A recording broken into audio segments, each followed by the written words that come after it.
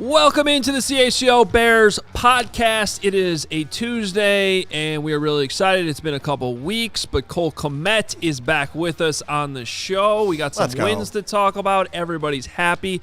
Greg Braggs is not here because he was so offended by Mark Carman's Derek Carr take yesterday that he just decided not to show up today. That's not what happened. Braggs was offended though, but he's out with an undisclosed illness, and we miss Greg Braggs greatly. But Cole Kmet is here, so I really don't care about Greg Braggs right now. So Cole, I just want to say right now, I don't want to get too weird here at the start, but I missed you. It's great to see you. Thank you for being here. Congrats on the 2 wins. I appreciate it. It's good to see you guys. Obviously tough to hear that Braggs is on the injury report today, but hopefully he gets back and going here soon. We made a vow today not to do another 45 minutes on the argument that basically took over all Twitter for the rest of the day. So just to set the record straight, we already did that part of the show with Cole. He's on my side, and we're not going to talk about it anymore. And just to set the record straight, I love every single person on Twitter that is coming at me, and you all are beautiful people. I can't wait to have lunch. I'm gonna have a holiday dinner, brunch, something for all of us. We can all get together and get to know each other. That's my plan. Embrace the haters, man. Embrace the haters. Thank you. That's the only way to go in this world. It is a good way to go. Cole, it's been a few weeks, man, and the last time we talked to you was coming off the first Lions game where you guys just felt like you're so close, didn't finish. Then you have the Monday night game against the Vikings. You do finish in a low-scoring game. Then you get the bye, and then you kind of put it all together on Sunday against the Lions. Take us inside that locker room, just really the last 2 weeks, being able to finish, get those wins, and then, maybe even more so in this last game than the Vikings game, sort of putting that together for a full game. Yeah, well, I think, our confidence in the locker room has been going on, for the past 3-4 weeks. I think we've been putting some really good stuff on tape.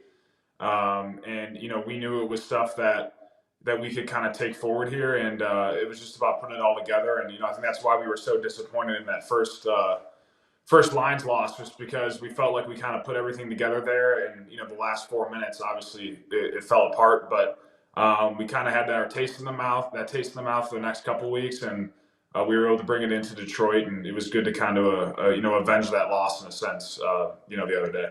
Cole, I just rewatched the last Sunday's game for the third time, and each time I watch it, to me, it actually seems like it's getting more and more impressive. When you went back and watched the tape, did you feel like you guys left a lot out there? Did you feel like, wow, this is finally? I can see exactly watching it back what it felt like on the field. Yeah, I mean, it felt good in the sense that, when we made plays when we needed them, but definitely a lot of plays we left out on there in both the run and pass game. So, that's kind of, I guess you could say it's a positive because, you win the game and you feel like there was still a lot of plays on the field that we left out there. So, that is an encouraging thing, but I definitely don't think it was our best football that we could have played the other day. And, exciting to see where we can go from here, based off of that. So along those lines, then, first play of the fourth quarter, you got first and goal at the 9. You're leaking out, and Justin tries to float it to you. You don't connect on it. Fields ends up getting in the end zone on third down, runs in with a whole lot of open fields. A great job by Justin. But that first down play, where it looked like you guys could add a touchdown there, but it also looked like you were maybe a little bit out of sync. Like, look, what happened on that play? Yeah, it's a little out of sync, but I'm paid to make those type of plays, so I got to be able to adjust the ball there. Reel it in at least, and whether I get tackled right away because of, kind of where the throw was or I'm able to, kind of barrel the guy over and get in the end zone. But, at the very least, make the catch and make it second and goal from the 4 or 5 instead of, 1st and 9 or whatever it was. But, like I said, when we needed the plays the most, we got them. And we ended up getting to a 3rd and long situation there. And Justin's able to break the pocket and get in the end zone. So that was some good stuff. So actually, I was going to save that to a little bit later, but I was going to ask you about that because I didn't get not that this matters. I kind of do my own plus minus thing just to sort of track the flow of games and how you guys play overall. I didn't give you a minus on that one because I realize you guys are hardest on yourself more than anyone else, and you're probably saying I should catch that ball. I didn't. I thought it was too tough. But like, should I have given you a minus on that play? Well, I appreciate you for not giving me a minus. That means so much to me. No. Yeah, I know. But, it should be all you care about.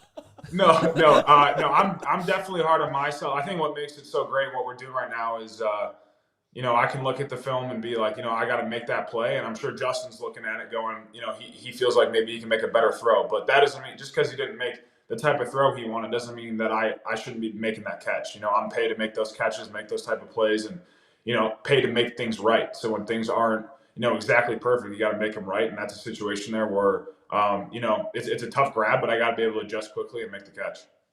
Well,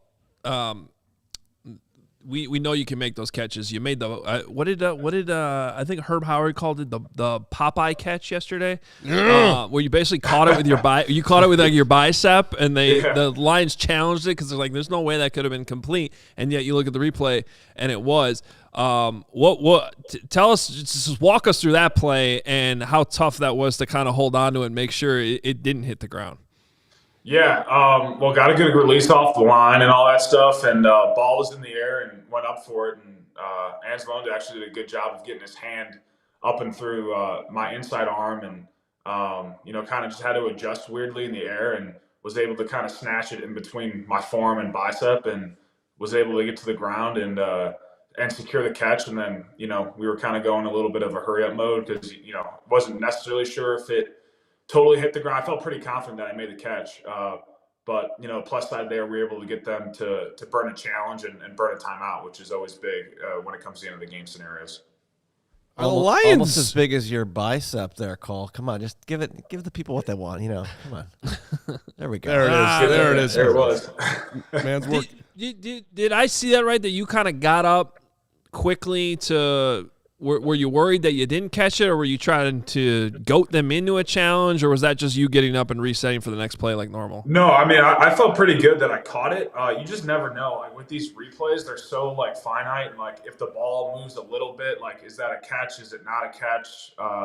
You don't really know. And obviously the person that would know best is myself. So, I knew how I caught it, and I caught it kind of funky and, not really conventional. So, I didn't know, maybe there was a chance that it maybe nicked the ground and moved a little bit, but I felt pretty confident I caught it, and I just felt like maybe go through that procedure and ended out working out for us because the catch is completed and they ended up burning a timeout there in that situation too. Feel free to hit the like button for Cole Kmet, who of course is here with us on these Tuesday noon shows after Bears victories, which we're going to have, I don't know 4 more this year heading into the playoffs, and then into the playoffs. We got you in the Super Bowl, Cole, not to put any pressure on you.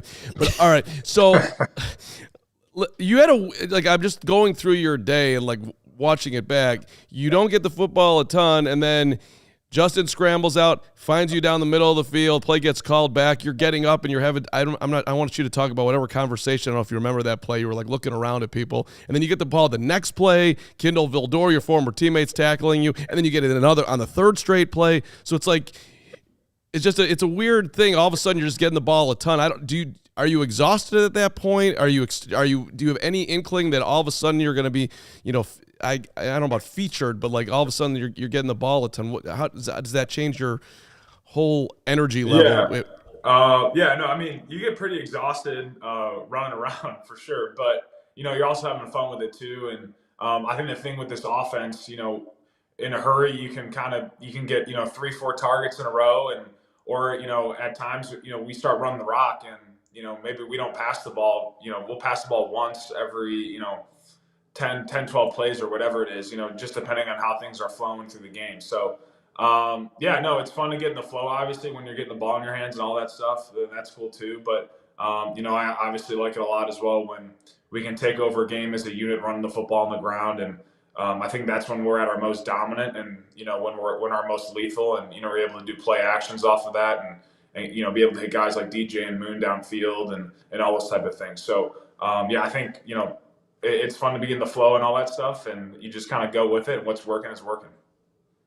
I know we got a super chat here from Steven Weatherford, $9.99. He says this super is for Cole Kmet. I need you to take a listen to the Luke Gone. He's a local Chicago guy and a buddy of mine. He just released a song with The Shack. The Shack? Does that mean like the Shaquille Shack? O'Neal? Like Shaquille O'Neal? Shaquille O'Neal? If you're going to say The Shack, what other Shack is there? Gotta be. Stephen, we're going to need a little clarity as why you think Cole would be interested in that. Well, I'll try and check it out. Yeah. I don't know. What's the name of the song? Oh, it's pronounced Gone? Luke Gone. Oh, I think that's the I thought that was the name of the song. No. Luke Gone, The Shack. There's your day, Cole. Luke Gone and all right, Shack. cool. Okay. Congratulations. There's your off day. We'll try and find it. Find it. All right. The 4th and 13. Yes, that's exactly we got to talk about this play because I'm very impressed by the whole thing. Like I think it speaks very well of your coaches putting you guys in the position to just sort of execute that whole thing. So correct me if I got any of this wrong, but based on what you guys said after the game, what Eberflus said, like it sounds like you went out there not necessarily to run a play, hopefully get them off sides, and if they do jump, you snap it, and you guys are just basically like all go, and it's a free play. But there's a lot more that goes into it than that, and I mean, I don't know, you take us through it, but that sounds like what it was, and for it to turn into a touchdown, it's pretty impressive. Yeah, I mean, obviously a big key moment there. I think we were tied there, right? It was 13-13 at the moment, so go-ahead touchdown is a big deal in that scenario. And, to get them to jump was great. I thought Justin's cadence on it was really convincing, and we were able to do some theatrics there that were really good. But, I mean, you've seen it. You've seen it in the past with guys like, obviously, like Rodgers has been known to get that done a lot, whether it's too many guys in the field and they're snapping the ball while substituting, or it's a cadence thing, and they get to that mechanism where guys are just kind of going downfield, taking a shot. So just really well executed throughout, and Justin, obviously at the helm of it, making a good cadence and a good throw to DJ, and I felt like that was kind of the turning point in the game there, momentum wise, and I felt it really shift towards our bench after that play. That's a big deal. Potentially maybe punting in that scenario and then scoring 6 points is a big deal, and puts us up, 19-13 there, and then we were able to get another touchdown later in the game. But big play in the game. I thought it was a huge momentum shift towards our sideline. Cole, no one's listening. You can be honest. When you walked up to the line and the play's called to try to draw them off sides, were you thinking? And I think you said something to this effect in the locker room afterwards, that there's no chance this is going to work. Yeah, I guess I was just more shocked on who it was that jumped. You think you'd be kind of dialed into those scenarios. But we got them and we took advantage. So it was a good deal for us, good deal for the Bears, and we capitalized to the fullest there. Getting a touchdown on that play. The play before Justin gets the ball knocked out and Darnell picks it up, he cracks Kaminsky to the ground, which this dude's been laying the wood on Justin. I want to get into how Fields is being hit in a second here, but like that. I don't know what you were thinking with the Darnell moment, but that was a big time play by 58. That was sweet. I was dying laughing watching that on film. I didn't see that when it actually was going on, of him barreling that dude over. That should get on the the angry runs. Yeah, I know he didn't gain any. It did. It did. It was his favorite. He was like, I forget about anybody else. Kyle Brandt was screaming about it on angry runs. It was hysterical. Yeah, I got the scepter like 1 year, so hopefully maybe he gives it to Darnell, but holy cow, that was hysterical. I mean, he shrugged him off like it was nothing. That was pretty impressive. Maybe he might convince, Luke or something to get a handoff or something based on how he was able to run that football. Let's go. I love that. Putting a big guy in the backfield, like Keem Hicks a few years ago, when they gave him the goal line carry at fullback. That was awesome. Yeah, that'd be sick, yeah. All right, I would just real quick, are the Lions dirty?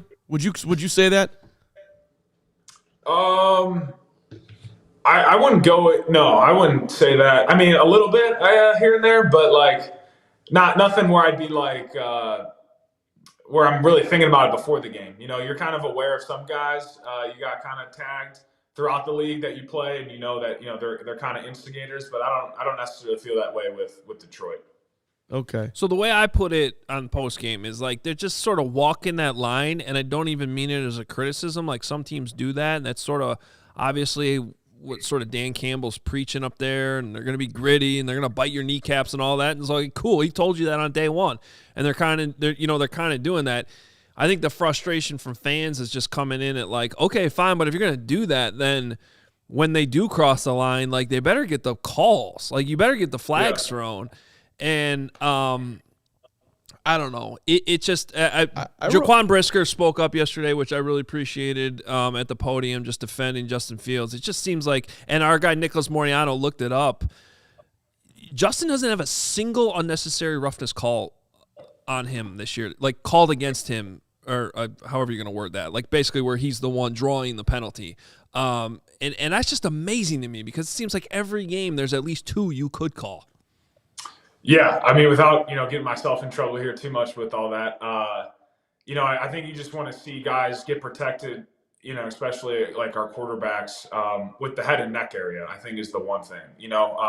Obviously Justin's going to be a runner a lot in our offense, and we've seen that. Whether it's in scramble mode or designed runs or whatever it is, and coming with that, that there's going to be hits that he's going to have to take, but. I think you would, especially when he's getting down and sliding, it would, you want him to be protected from the neck and head area. I think that's kind of the main concern with that, and you don't want any cheap shots up in that area.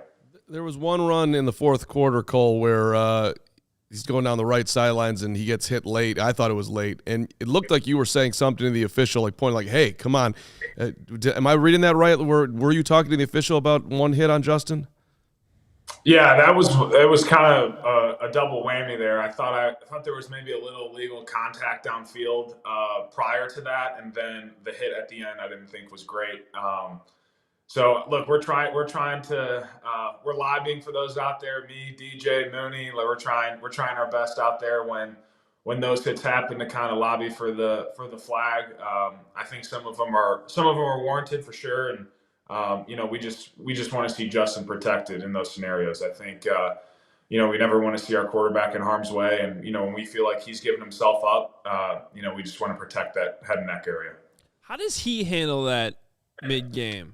Like, is he good at just brushing it off? 'Cause, I mean, the first play of the game, you saw him get up and be like, yo, I mean, what the hell was that? But then, like, he's also the quarterback, so you got to go, get to the next play right away. Yeah, I mean, I think, like him, I think within that moment, he's trying to get it to the call. And, he feels like, obviously, he would know if he's the one getting hit. But he does a great job moving on to the next play. I think he's done that all year with whatever the circumstances are. And he's able to reset and get to the next play in the huddle. And, he's done a really good job of that throughout the year. Did you see his press conference last week, Cole? I did not. No. Okay, so he's up there and they're asking him about his future. Herb Howard's asking him about his future, and he's like, "Look, it's out of my hands. I'm putting my faith in God. There's a zillion people that would love to be in my position, and there's just all this speculation that's going to continue to be out there because in all likelihood, you guys are going to end up with the number 1 overall pick. Like, have you seen him change at all with just the way the season has gone?" No, I really haven't. I think what's been so great about these past, 3-4 weeks, wherever it's been, we've been able to see some good progression on tape through all of us, offense, defense, and special teams. And, we got our sights set on winning out, and that's the focus of everybody. And, if we take this thing one at a time and, you focus at the task at hand and you start stacking up wins, I think all those questions and conversations will tend to resolve themselves. So, that's kind of up for you guys to debate all those type of things, whatever it may be. But for us, we're just focused on winning one game at a time. And, we know as you take care of the winning portion, it kind of handles all the other things and all the other storylines behind it. Cole, did I see you on a billboard? You might have. You definitely might have. I'm pretty sure I did. I heard there's On 90? Yes, it on 90? I think there's Cole Kmet billboards out there now. That's great. Four? Which one is that what? for? I swear to God, I saw it out of the corner of my eye. I didn't get the full glance of it. But then my wife said she saw one too. And you're doing Snickers ads now too. I don't know if that's the same thing. Yeah, I love Snickers. Is my favorite candy bar. So when they came, I was like, I got to do a Snickers deal. I mean, love how Snickers. cool is it to be you? Seriously, your favorite candy is Snickers. Then on the phone is Snickers. Will you endorse that? Like that's. I'm jealous. I'll just be honest. Yeah, I love Snickers. Snickers is great. Yeah. No. I appreciate it. Yeah, but don't get distracted while driving on the highway. I know everyone wants to look at the ugly mud, but let's keep the eyes on the road too. Well, you haven't quite gotten to Urlacher level. Yeah, I'm just glad it's not on the Urlacher ad. Yeah, it's every other billboard for 7 straight miles. One. So, Yeah. Can we go back just for a second here? And let's hope you never get to that. You have beautiful hair under that. that's true. Cole, I'm with you too. By the way, Snickers is the 1 seed. Reese's, you're right there with the peanut butter cup, not the Pieces, but Snickers 1 seed, always, forever needed in your tennis bag. It's just as good as a Crustable? What is it? Uncrustable. Just as good as an Uncrustable. I love a good Snickers. Yeah, okay. Snickers is great. John Kaminsky drives Fields into the ground. Anzalone cracks Khalil Herbert. A pretty, I guess legal, but pretty violent play. How hard are you trying to get Cole fined this I'm week? not trying to get any fines here. I'm just talking. Jack I'm going to defer my fine to you. Send it to him. I'm not talking about the officials. I'm just talking about the alliance. Jack Campbell spinning DJ Moore around. I didn't like that tackle. Maybe I'm the only one. I thought that was a little gator roll-ish. Did any of those plays that I just named bother you the most in the moment, or did you just on to the next play? No big deal. This is football. I didn't notice the one with DJ. I probably got to go take a look at that one. I think with DJ, God bless whoever's trying to get him down. He's just so good at breaking the first tackle, and his balance is just so outstanding. So, guys struggle to get that dude down. But, I think they're just the ones like I talked about on Justin. You want to protect the head neck area. I think that's the main thing, man. And, he understands, and we all understand that when he's running and breaks the pocket that, he's going to get hit if he doesn't get down in time. But I just think the head neck area is the one thing that we want to protect, especially with these quarterbacks. All right, I got one more play to go over with you, and then I want to talk kind of about the overall vibe about the team right now. I got one play, too, that I got to talk about. The catch you had kind of coming over the middle, I think it got tipped by Hutchinson. Do you know what I'm talking about? 4-yard pass? Yes. But it looked like yes, and it looked like it could have gotten vertical for some more yards. But I was just wondering, how much that's just a little tip off his hand maybe delayed what you could actually see with your vision when you turned around because you took it more horizontal than vertical. Yeah, well, I was a little discombobulated that whole play. If you watch the beginning of the route, I go to make my in cut, and Anzalone's going out to the flat, I think, with our back, and I run into him. Oh, yeah. So I get hit there, and I get kind of smoked. And then Justin throws the ball. It gets tipped. So then I'm trying to figure out where the ball is. I make the catch somehow, and I'm kind of not knowing where I'm at on the field at that point. And I kind of had figured because I ran into Anzalone that he'd be right behind me, but he kept continuing to the flat. So, but we looked at it on tape, and that was a bad look for me. I needed to just turn and get upfield, but was a little out of sorts there with everything that happened beforehand. That makes sense. Yeah. You ever say anything to Anzalone? I kind of want you to taunt Anzalone, Cole. I'm not going to – there's something about him. No, I know he had that late hit. He had a couple hits that were a little egregious, but he's a competitor, man. I got respect for him in terms of how he plays the game. He's been around this league for a long time, and, he's a big leader on their defense. Has done, was really good and did some really great things when he was back in New Orleans and all that stuff. So, I got respect for him as a player. Some of the hits I didn't like, but overall he's out there competing, and so am I. So it's good stuff. All right, real quick, one from our GM Jake Flanagan who wants to know about the 2 tight end set when you're out there with Mercedes. Do you think that makes it incredibly difficult for defenses to figure out if you guys are running the ball or if you're going to throw it, and when you're out there like that? Yeah, I think we got a pretty good mix of it. Big Dog's he's been awesome to learn from. And, I've just been so grateful to have guys in the room since my time in the beginning of the league, with Jimmy and now Mercedes who've been around and done it for a long time. And, he's been fantastic. I mean, you look at the stuff that he does in the run game and in the pass pro, and it's pretty outstanding. And you can put him up there with some tackles with how he's able to block and pass set and all those things. So he's been great, and I think our run game, when we're able to get that going with us two on the field, is really dominant, and it's been a lot of fun. Is that what you call him, Big Dog? Big Dog. That's a big dog. Well, he's big. And a dog. He's a dog. Yeah, he's a big dog. So Cole, I don't know if you're aware of this, but I'm also, an elite athlete, not quite on your level, but thank you. There was one play where, I don't think I could do exactly what you do, but I don't either. The DJ Moore touchdown run, I think I could have done what you did on that play. You were like looking around trying to figure out what can I block somebody? Is there anything I need to do here? I mean, what a call that Luke Getsy set up there. Yeah, I think if we substituted you in for just that one play, I think you could have executed the play. Right? That was my play. I think you could. You just got to make sure you're finishing and get to make the touchdown block on the safety or whoever it may be in that scenario. But yeah, I think if we put you in for that one play, I think you could execute it. Yeah. I mean, you were like searching. I'm like, I'm sitting there watching. I'm like, I could do that. I don't think you're wrong. I don't think you're wrong. Okay, and Hogue talks about the 41-yard catch. That drive ended with you guys turning it over on downs on the 4th and 1 to you ran more. What happened on that play that it didn't work in your mind? I think it just looked like that they had him in man.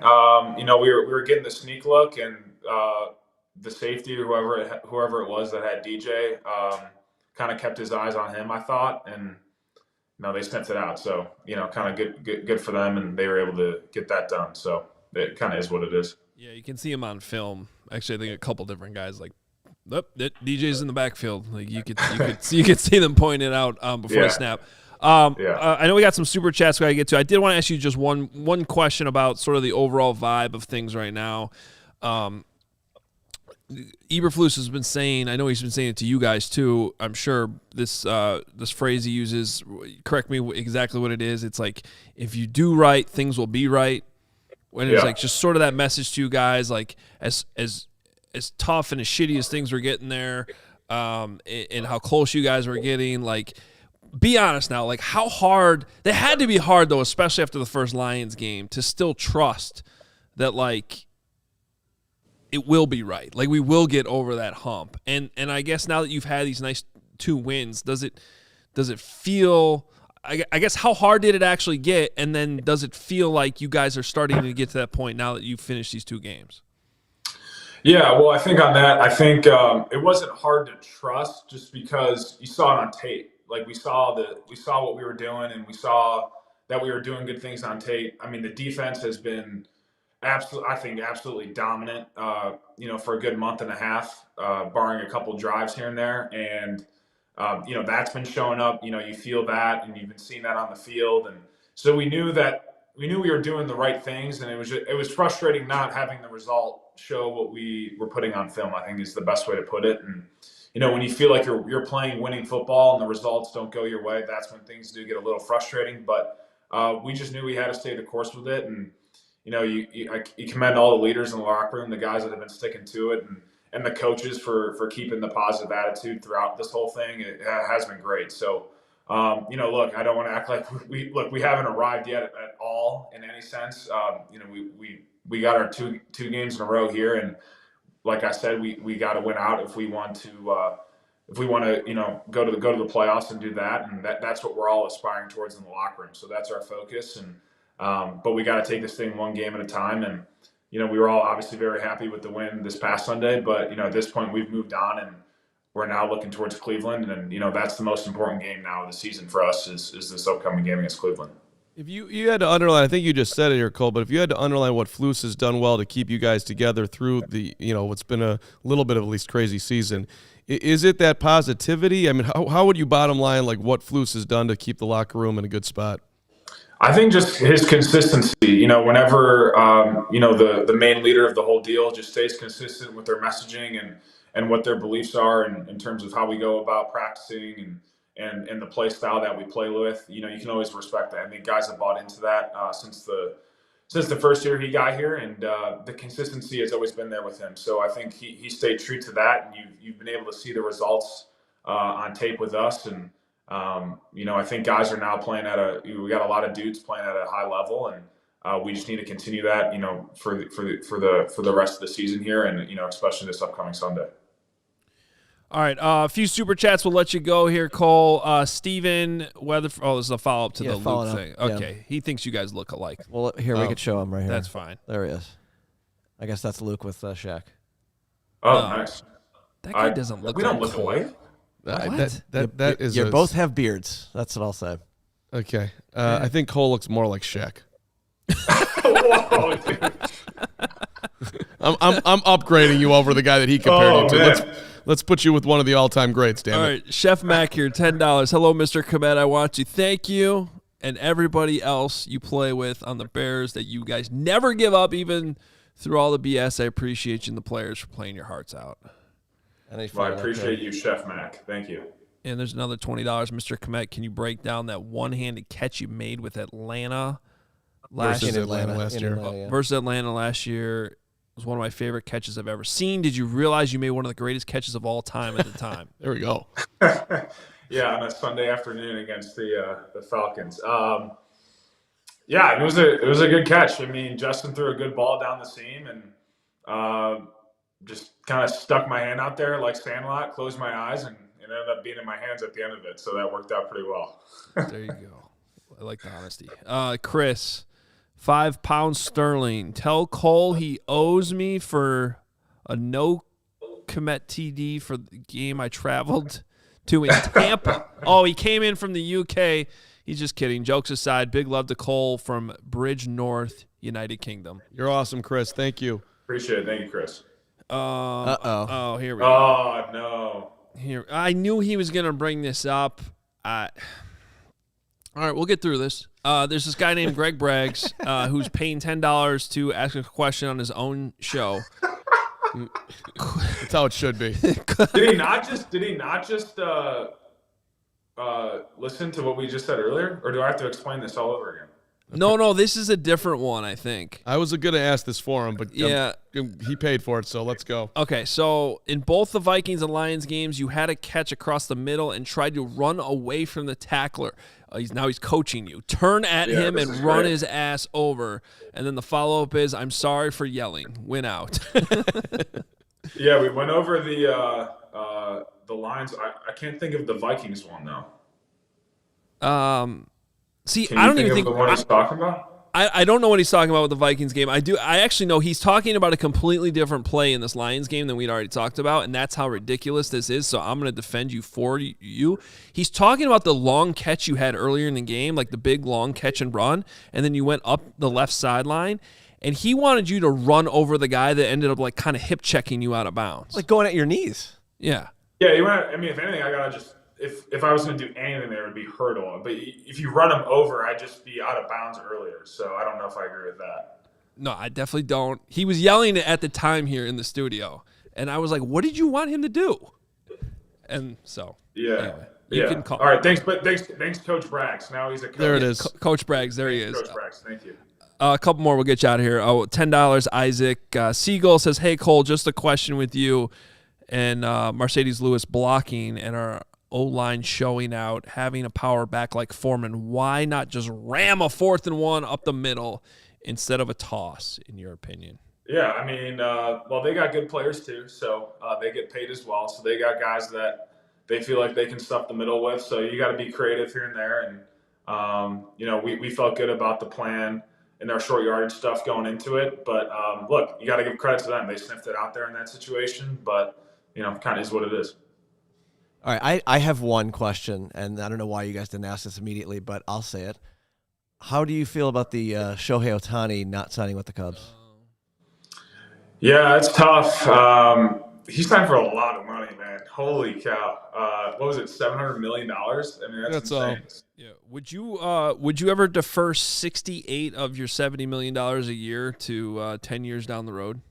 He's got those stickers ads. So I know everyone's like, that's a smart move because of the taxes, but like then you don't have the money on hand to invest. Yeah. Look at Kmet busting out invest, not to buy the yacht, not to buy the 17th house, but to go within the investment. I'm impressed. Don't you think that too? Everyone was like, "Oh, what a smart move," because he's deferring it so he doesn't have to pay California tax. But yeah, I don't know. Interest free for 10 years. I mean, I'm with you. Like, take the $68 million and put it somewhere where it's going to pay for something. He's also making a ton of money through like advertising, just like Cole Kmet and his billboards. Whatever. He should have signed with the Cubs. He's got zillions in the bank. He's not gonna. He can still listen. I can't even live in that world. I have no idea what even remotely what that decision would be like. Well, I don't know. Am I gonna buy my 7th island? I would buy that. The point is, Cole, I think regardless, he's doing all right. Whatever he decides. But Cole, would you have paid him $700 million if you were Tom Ricketts?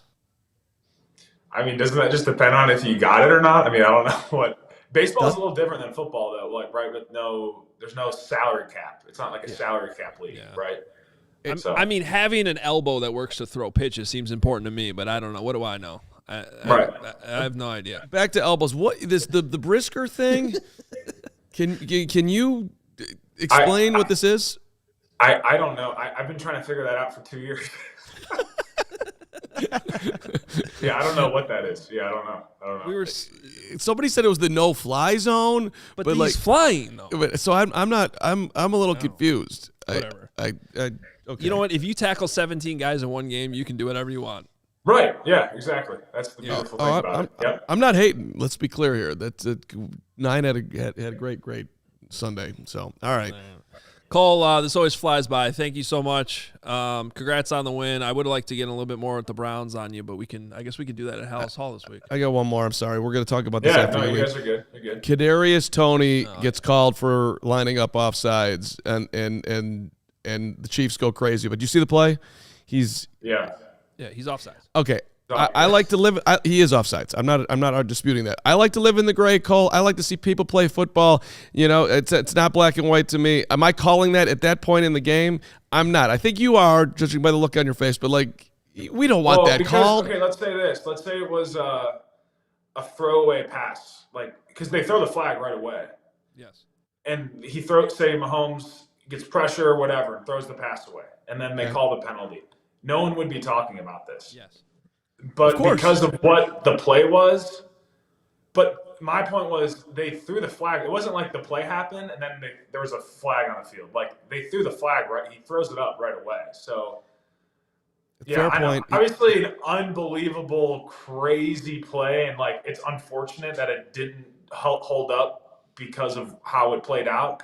But like, how's this? You can't not call a penalty, right? No, I'm cutting you off on this because that's the part of this play I actually want to talk about.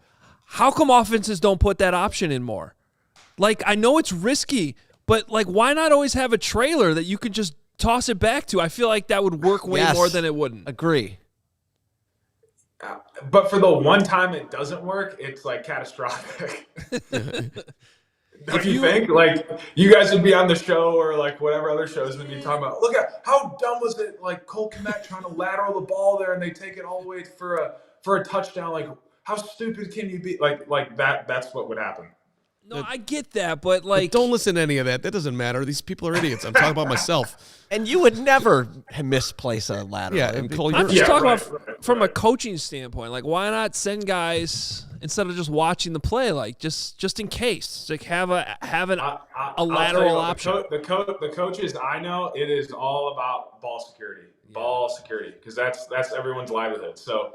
The moment you expose the ball like that at all, you're putting that ball in jeopardy. So I guess when you're dating, I tend to agree with that. I do tend to agree with that. Fine, but if you're dating Taylor Swift, I guess you can get away with it. All right. Right. Yeah. Right. All right. Let me just follow on this. How about this? The ball's over here. The official's over there. He's trailing like two dudes, and he sees somebody making illegal use of the hands or whatever. He throws the flag. The ball is 40 yards the other way. Shouldn't that official not be paying attention to something that has no impact on the play? I don't want to get you in trouble, and I don't think this would get you in trouble. But like that's annoying. That is annoying. It has nothing to do with the play. If they see a penalty, they're going to call it. Like, that's just isn't what it is. God. We're gonna finish the show. Yeah. I hate the rule followers. Enough with the rules. Let's spirit of the game. This has no impact on the play. Don't freaking call it. Just go home, have dinner with your wife, your friend, whatever you do. Sit by yourself, watch a movie. You don't need to call that. All right. And the game's not about you. It's about the 22 guys that are out there. That's all I'm saying. Okay, I'll say it for you. Never mind. I'm not even asking a question. You're the best, Cole. Appreciate you guys. Thanks, man. We'll see you at House later this week. Here's Cole Yeah, see you Kmet. guys. Always love having him on, and it's good to have some wins to talk about here too. All right, we are going to talk a little bit more about that at the end of the show. We have some Jaquan Brisker stuff. I want to get into a couple things that we actually discussed a little bit with Cole, but in a little bit deeper detail. But can you believe we're this deep into the NFL season? We got to make every second count. Football fans, I know I was last night. I have to say, I really enjoyed having 2 Monday night games on simultaneously. At first, I was like, why aren't they staggering these like they did earlier in the season? But I really enjoyed that. Last night was fun. Then you had the Bulls on the third TV. They played pretty well against the Bucks. Bulls made number 1 TV for a while there for me. I will say I switched the sound. I definitely had our guy Adam Amin up with Stacey King listening to the end of that game. Bang, bang, bang, bang, bang. When Kobe hit that 3. Last night was a surprisingly really fun sports night. But since we're this late in the NFL season, we got to make every second count. With DraftKings Sportsbook, you can make the most out of every game day.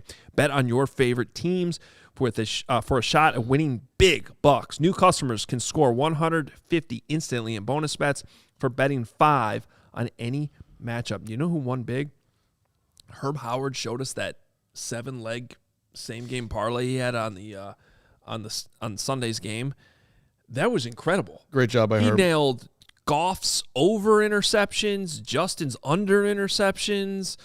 The Lions under team total was the best part of that, I think. That's crazy. 7-leg same-game parlay. Get in on the action with DraftKings Sportsbook, an official sports betting partner of the NFL. Download the app now. Use code CHGO. New customers can score $150 instantly in bonus bets for betting just $5 on the NFL, only on DraftKings Sportsbook with code CHGO. The crown is yours.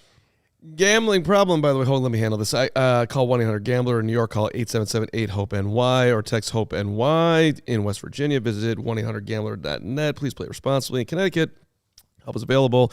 For a problem gambling, call 888-789-7777 or visit ccpg.org. On behalf of Boot Hill Casino and Resort, Kansas. Must be 21 or older in most eligible states, but age varies by jurisdiction. See DraftKings.com/sportsbook for details and state-specific responsible gaming resources. Eligibility and deposit restrictions apply. Bonus bets expire 168 hours after issuance. Terms at sportsbook.draftkings.com/football terms.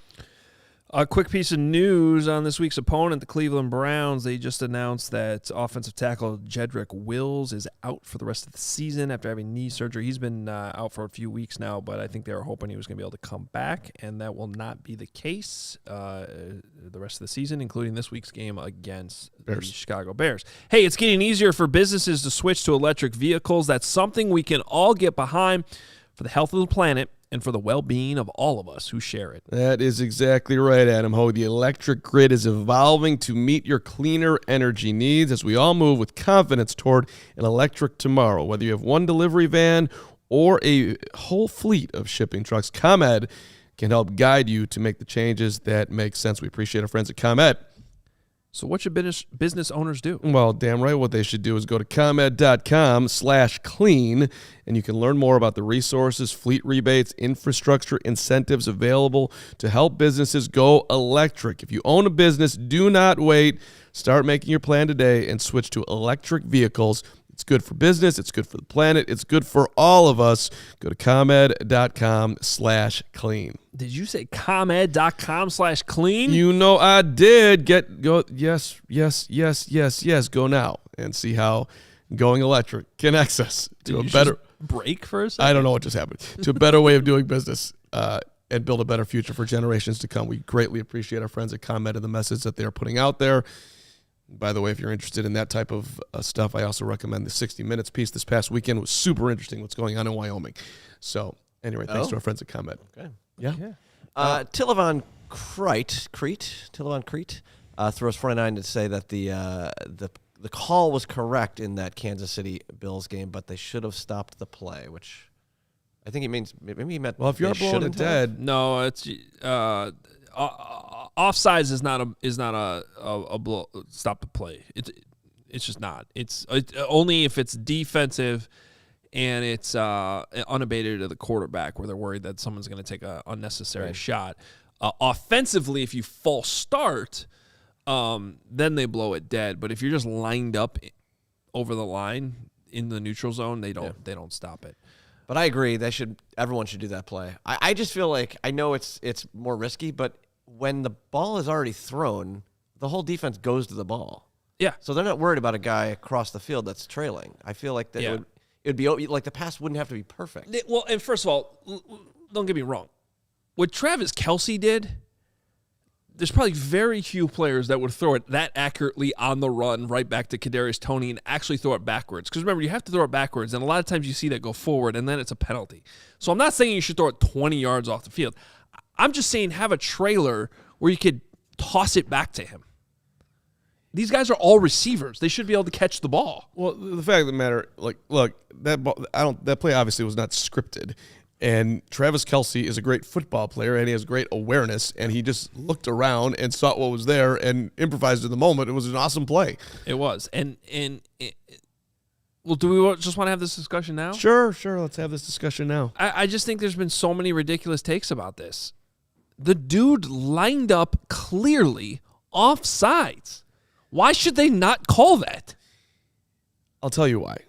Because it did not give the Chiefs some gargantuan advantage on the play. Okay, so should you just be allowed to... So at what point do you start calling it? Well, when you're 6 inches across the line?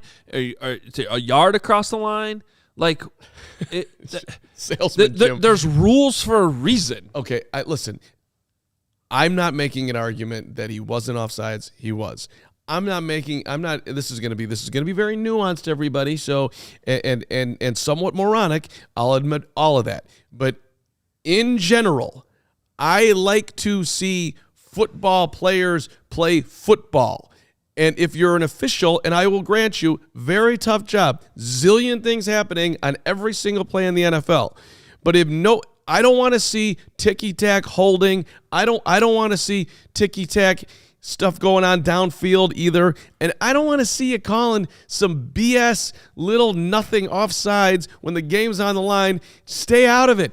You are not the story. Quit trying to insert yourself into the football game. That's just in general. For me, watching my football, how I would prefer it to be officiated. I understand that there's a lot of gray out there, but if I was the official, and I would be a great one, damn it, I would have let that go. Jim. Braggs has a good comment here. Carm last year, players should admit if they cheat. Also, Carm this year, it's okay to cheat. Okay, so that is the level of moronic. That's the level of moronicness I would expect from Braggs in the stands. These are not the same thing. He's not trying. He is. You want a player to go tell the referee when they didn't catch the ball. Yes, because you didn't catch the ball. This is talking about where he's lining up an inch offsides. That is completely different than Devontae Smith, who's getting up and trying to sell something Speaking that he of getting didn't up, do. Jake Flanagan's getting up right now. I'm a little worried he's coming to fire you. Yeah, it could happen. I'm slightly worried. He's 2 days in a row now. This is it. This might be it. Okay, no, let me respond to you for real, not with some. Although I love that comment, Greg. That was very good. No, it wasn't. I am not going to completely disagree with what you're saying. Thank you. Because there are times like, this guy's holding this player all the way over here that has nothing to do with the play. I do think there is some nuance allowed. Do you really need to call the ticky's tack? Like, was it a block in the back? Did he get it from the shoulder? Did it really impact the play? Oh, it's 10 yards behind the play. He wasn't going to make the play anyway. Like, I get what you're trying to say. This thing with Kadarius Toney is first day of freshman install in high school. Yes, correct. On how to line up. Okay, so if you can't get that right, you're an idiot. I'm being serious. I agree with you. Go watch the tape from the Bears game with the guy we just had on this show. Cole Kmet shifts out of the backfield onto the line of scrimmage, and not only does he very, very demonstratively show the referee that I'm now on the ball, he also does it for his teammate who shifted from on the ball to off the ball. This is how it works even at the high school level. And you always check with the ref. That bullshit video that's going around Twitter where they're like, oh, he looked over at the ref. Let me tell you something about that video. That would be the first video that I would show to my kids on how not to check with the ref. You glancing over at the referee for half a second and then looking away is the opposite of how you do that. You look the referee in the eye. You either say I'm on the ball or I'm off the ball, and you use your hand to signal it too. And when the referee looks you back in the eye and agrees with you, now you're set.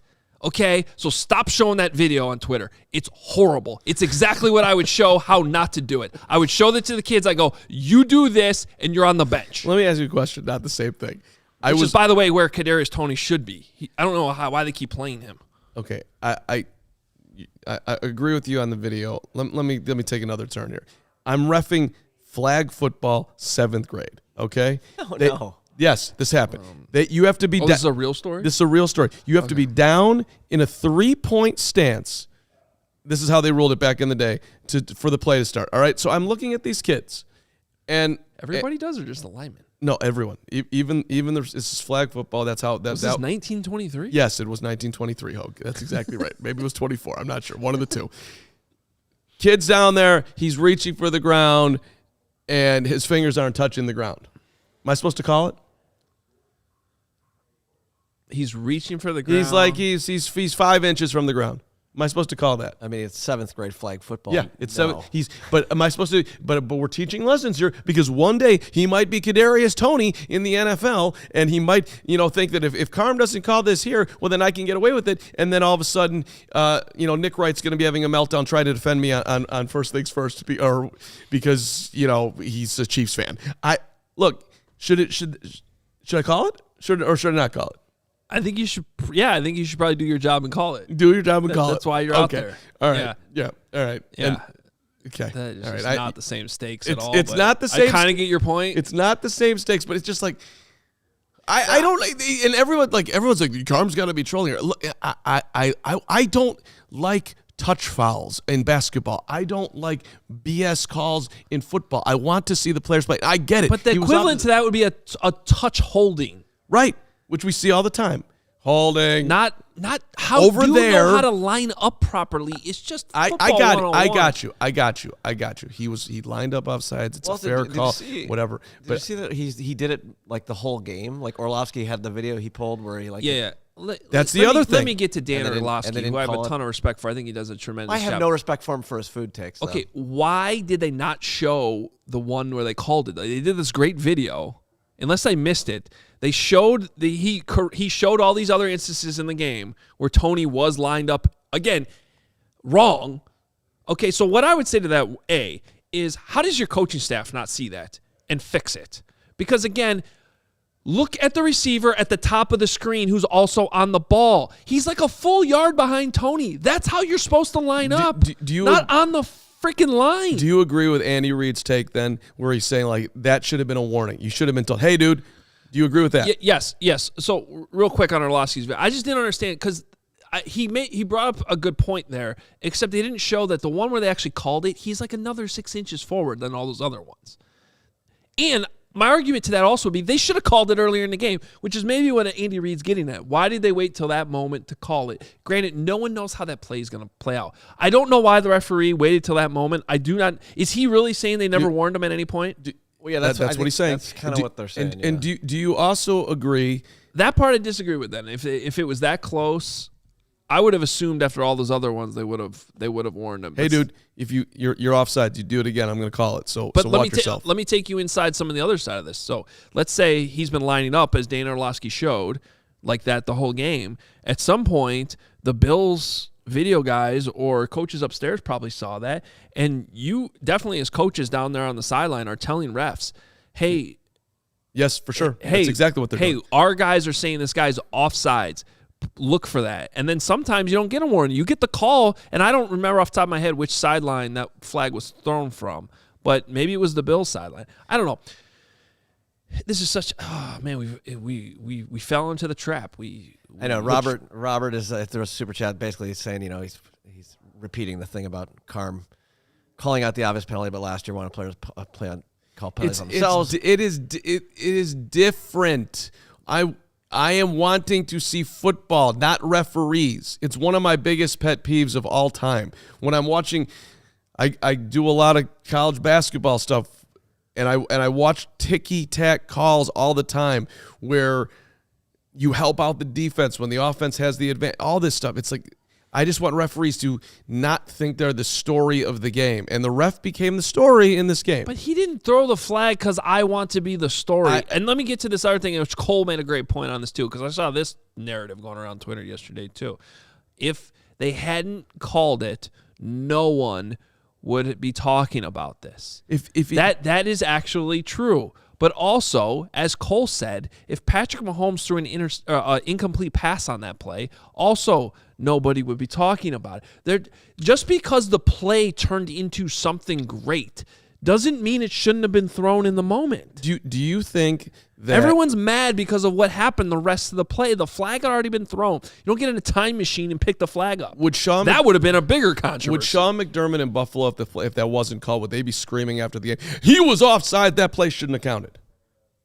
Would they be say doing that again? Would the Bills be complaining if that wasn't called, that, hey, Tony was offside, they should have called it, that's BS, we should have won the football game? Maybe not in the moment. I bet you they would have sent it in the league. And again, I'm going back to the sideline thing. There could have been Bills on the sideline saying, he's offsides, he's offsides, he's offsides. I'm telling you, that shit happens all the time. And it might have been why they threw it. It might have been. And if that's the case, he is offsides. And if you're a referee and you got a whole sideline yelling at you that the guy's offsides and you see him with your own eyes offsides, you're throwing that flag. I'm not freaking calling it. Well, I've seen that too.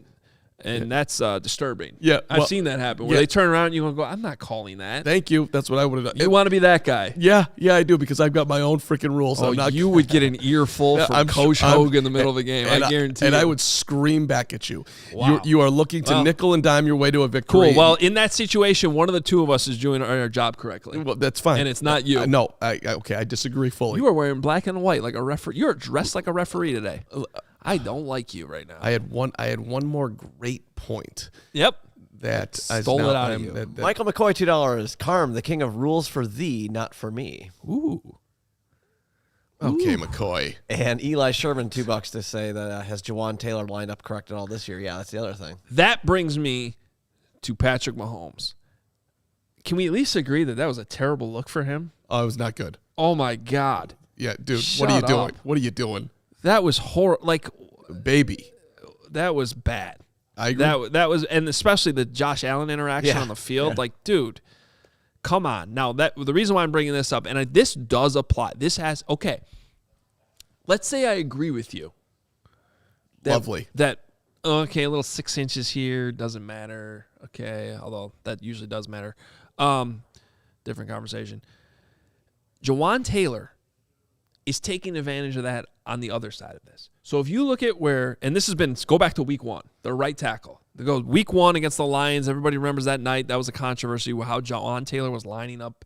He's technically lining up off the ball because he's so far back, which is giving him an advantage in pass protection. Okay, so if we're going to give him a half a yard, and then we're going to give Kadarius Toney a half a yard on the other end, all of a sudden, two guys that are supposed to be lined up on the same plane on the ball are now 2 yards apart, or at least a yard and a half. So we're supposed to give the Chiefs an advantage on both ends? I'm being serious now, which is my point about Mahomes is like, dude, you can't have it both ways. Right. You're your right tackle's taking advantage every play. That means your wide receiver better be lined up properly. And just for the record, I do think the officials should run out there and be like, get the F back, or else I'm going to call it. And there's my last point. It does matter to me.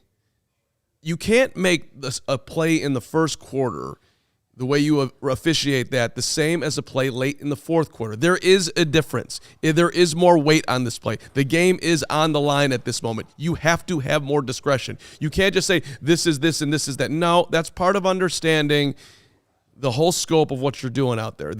You can make a point in the first quarter that you don't necessarily need to make in the fourth quarter, and if you haven't made it all game, to call it there sucks. Yes and no. I might be with you if this was like 2-point conversion, games on the line. It's either good or it's not. It's a relatively benign play way back in their own territory. Like, I don't even remember what down it was. It's still they're driving to win the football game. It's a huge punt in the game. But okay, I love that we can have these discussions with such open minds and open hearts on CHGO Bears. Okay. Yes, sir. Our partner, Ray Chevrolet, is having their biggest sale of the year right now. Make your way to Ray Chevrolet on Route 12 in Fox Lake to join in on the savings for their model year-end sales event. Head up there, see the guys. Ray will take care of you. Tell them that CHGO sent you. And as one of the top-selling Chevy dealers in the Midwest, you'll always be able to shop one of Chicagoland's largest Chevy inventories.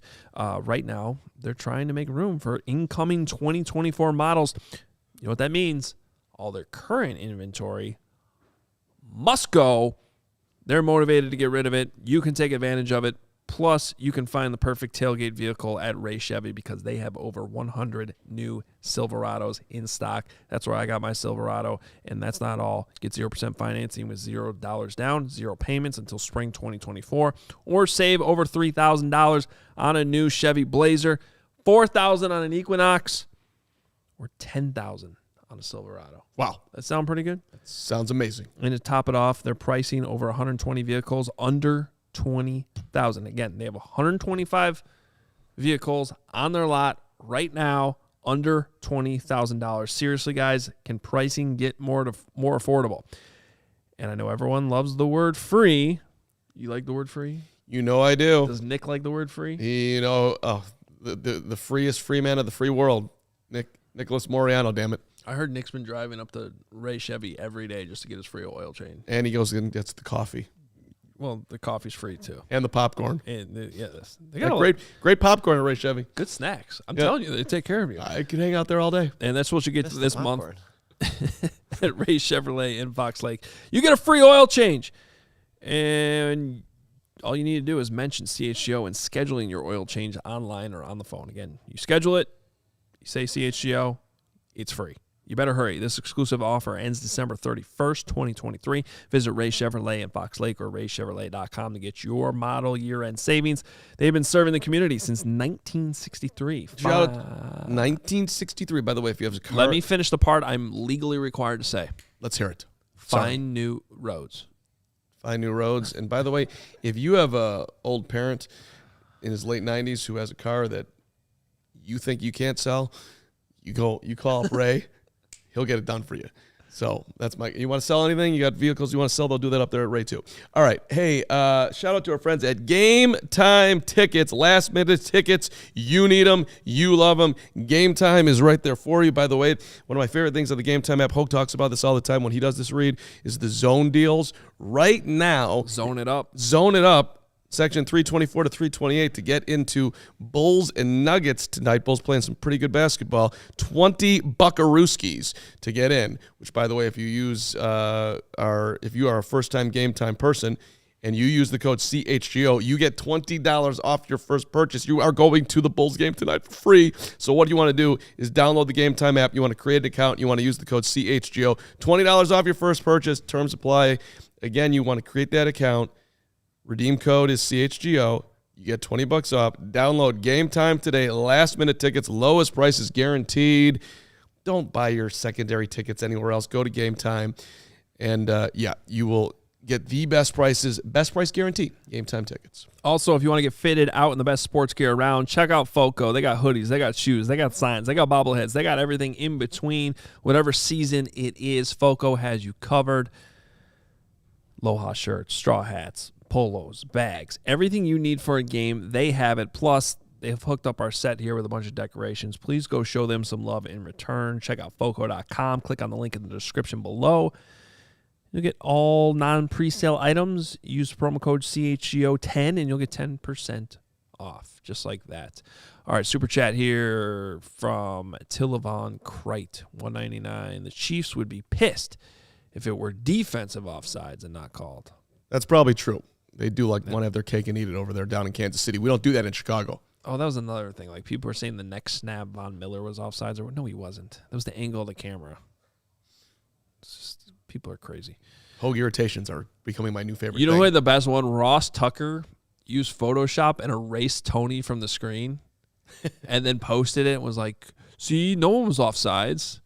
And so many people took it literally. They're like, that's not the same play, you idiot. Like, no one even counted. There was only 10 guys on the field. It was so funny. Football fans need to chill occasionally. Just chill. Yeah, right. Not me on this show. Yeah. Hotel whiskey, 20 New Zealand dollars, assuming that's what they call them. In rugby, referees will communicate with players on defense and tell them to stay onside to the point of telling individuals that they are straying offside to move back. Not sure whether that's possible Rugby in the NFL. Is the answer. Shout out to the All Blacks. That does happen. I mean, I can't. The one part of this I cannot answer is: was there a warning? Were they telling Tony about this earlier? Was the referee literally trying to shout at him as the play was unfolding? I don't know the answer to that. Typically, though, that's how it works. Bears on Kauai, $4.99. Mahomes, can't believe you called a ticky-tack penalty that didn't win me the Super Bowl. It's a great point. Good call, Bears on Kauai. Look, I like Patrick Mahomes a lot. Me was too. That was rough. Honestly, I was starting to feel bad for him. It got to that point where it's like, dude, His brother was probably doing something that was annoying him. It just came out that way. Jason, $4.99. Carm had DeVito Libido. I did. Working. Tommy DeVito, you came through for me. Somebody wrote me on Twitter and actually credited me for telling you the Giants were going to beat the Packers, which they did. Tommy DeVito, you're a kingpin out of the University of Illinois via Syracuse, undrafted. Not even going to think about whether or not he's better than Tyson Bagent. He said, you called that Pack loss like an older Ryan Pace moving up in the draft. You had conviction. That said, awful Derek Carr take. Okay. I'm not even going to fight you on that one, Jason. That's fine. Good enough. I think he's taking the L 24 hours later. British Bear, Phil Cundy, 10 pounds sterling. Huge victory versus the Lions. Hashtag Bears playoff bandwagon. Get Jim Harbaugh in. Can we appreciate that DJ Moore rushing touchdown? Maybe that is what Flus had up his sleeve all those weeks ago. I like that one, British Bear. Right up his sleeve. And lastly, Hogue. Rise of the Bond 3, $4.99. Time for the NFC to get their shots. It's Flus season. I like it. I like it. I like it. I like it. I like it. I'm working on a Flus song. I might use that. We've been working on a lot of songs. It's been like 2 months since. Yeah, no, I'm not doing a good job. It's got to get done. Crystal, $4.99. Not sure what happened, but everyone lay off a car. No, we're good, Crystal. We're good. They all love me. They're just kidding. That's right. They're just kidding. All right. Hey, last thing we got to talk about for sure. Shout out to Jaquan Brisker. Yes. Jaquan Brisker did what his head coach should have done 2 weeks ago, which is probably get fined for speaking up for his quarterback and the hits he's taking. Good for him. I mean, he got up there, said if it was us, they'd be calling it. They don't call it on him. And we heard Cole do it a little bit there too. They're just, especially the head and neck. That's the problem with that first play of the game. Like, I get that Justin slid a little late. The dude still hit him in the head neck area. That's always a penalty. You can't do that when he's standing up. Jaquan Brisker is a great teammate. Jaquan Brisker is right. Jaquan Brisker has guts. Jaquan Brisker is the man. Fingers crossed that Jaquan Brisker can stay healthy. He said if it was us, they would be throwing it. It wouldn't even be a reaction. They would just throw it. So I think they should treat him fair. He's a quarterback. I know he's 230 pounds and he runs a 4.30, but it really doesn't matter. He's still a quarterback. We have to protect him. It's disappointing. Obviously, the other team is being told to do dirty stuff after the play hit him like this certain way. It's obviously being told by the way that they've been treating him these last couple of weeks. A lot of shots to the head, and it's very disappointing seeing a guy like that get hit, take hits like that, and one of those hits, God forbid, could be something very bad. I think the league needs to get on that and notice that. It's bad. Bang. So, 100%. And I tweeted that their first play of the game. If they're not going to call it, why would the Lions tell their players not to do it? Why would the Browns? In fact, I'm coaching the Browns. If I'm coaching the Browns this week, I'm saying, hey, Justin slides, why not take a little extra shot on him? Don't necessarily go for his head, but jump on him. Get that. Hits accumulate throughout a game. If they're not going to call a penalty, you might as well jump on him. That's not how it's supposed to work. That's the whole point of sliding. You're right. Yes, when you run with the ball, you become a runner. But quarterbacks, when they slide, are giving themselves up. That's why they mark the ball at the start of the slide. That's why that rule is in there. So at the start of the slide, the play is supposed to be over. You're not supposed to be able to jump on top of them. And not only that, they're hitting them in the head. It's infuriating. I can't believe it's taken this long for someone like Jaquan Brisker or anyone on the team to be a little bit more vocal about it. Good for Jaquan. Tons of respect. He's probably going to get fined. And like I said 2 weeks ago after the Vikings game, I thought the head coach should have done it. It's because he's right. At some point, one of these hits is going to be one that none of us want to see. End the show. Great call. You have to pee, don't you? Yeah, I do. Gotta go. Too bad we got a couple more super chats. Have fun. I'm walking off like Hogue did yesterday. This guy's unbelievable. Jason. Hi, guys. It's me. $5, Jason McKenna. I'm still here. Yeah, Lawrence is still here, too. We can finish the show. Flus needs the tank. Some fine. Maybe take. I don't know. I don't know, but to put the refs on blast. Favoritism is a bad look, but potential racism should be punishable. Shameful stuff. Look, good coaches do it. How many times has Steve Kerr spoken up on things? You know, taking fines. I can't believe it got to this point, and that's, I guess, my only criticism about this is if I was Flus, I would have done this a few weeks ago, but I'm not. And you know what? They're winning games, so cool. Rick Bernico, $2. No official should be proactive to help any team. Yeah, Carm. They're there to enforce the rules and help the players. They're allowed to help the players, like, hey, line up properly. But then when they don't do it, you throw the flag. Was that it? I just came back to say goodbye. Your shoe's untied. Is it? Hey, it's really not. Did you mention my tennis win last night? I didn't. Wasn't aware of it. 6-3, 6-1 over Rick Aguayo. Cut me from his team. You have tennis teams? Well, he was on his USTA team. They kicked me off his team because I wasn't winning enough. And let me tell you something. I took that personally. MJ. I did, and I do, and I always will. You got cut from your tennis team, and then you beat him? That's correct. Wow, that's actually that's good for you. I mean, the guy that cut you, you beat him? You know, and How did he take it? We're friendly and whatnot, and we do all that, but I'm like deep down, I'm like literally when I see when I'm matched up against him, I am like it's to the moon.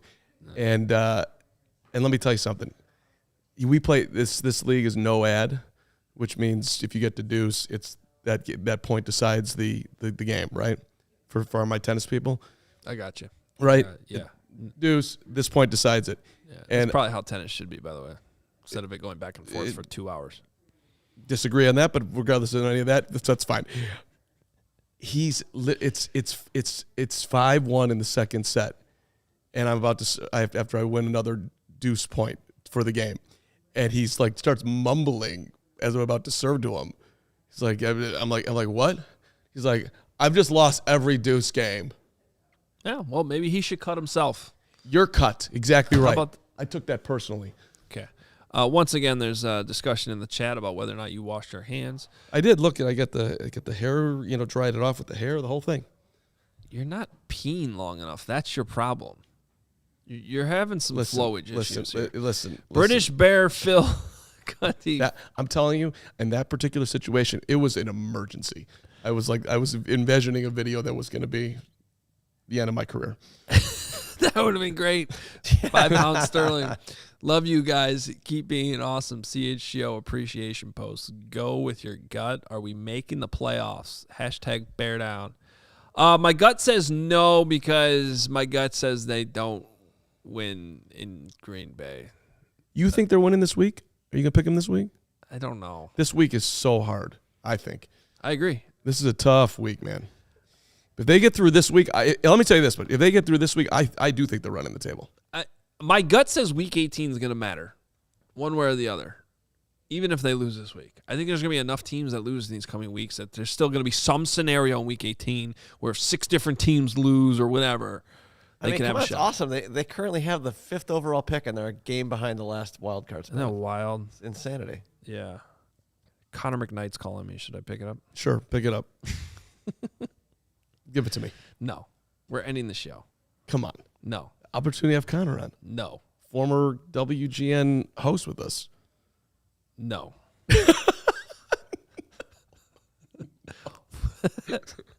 You should be watching. That's right, Connor. It's like the same thing with Tony. What are you doing? You're offsides. Don't you know the show's on? These are your two guys. You went to college with Hogue. Yeah. You did a show with all of us. You did a show with me. What kind of support is that? I agree. I agree. All right. Anybody going to the Bulls game tonight, if you see me, please say hello. I want to talk. Okay. That's fantastic. All right. I am. Shout out to the guy at Panera yesterday. I was walking in. He was like, I know you. He's like, he just peed. He's like ready to go. For I am. another I hour. could go another hour. I'm so ready to do it all. But he's not going to talk about the Bears.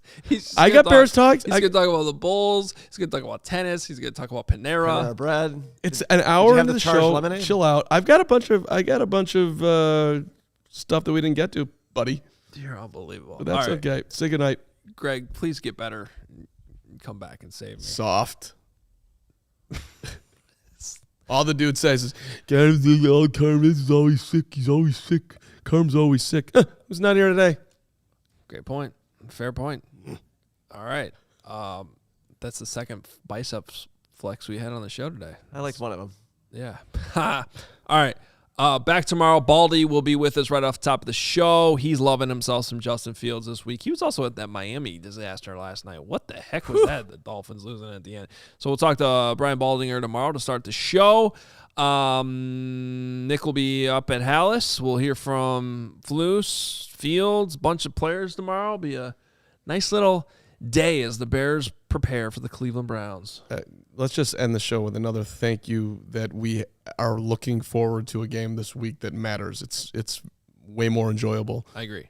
It's thank meaningful you. December football, and I am all in on that. We're stretching it, but they're in. So Keep it going, Bears. Let's go. All right, we'll talk. Cole was awesome, by the way. Love you, Cole.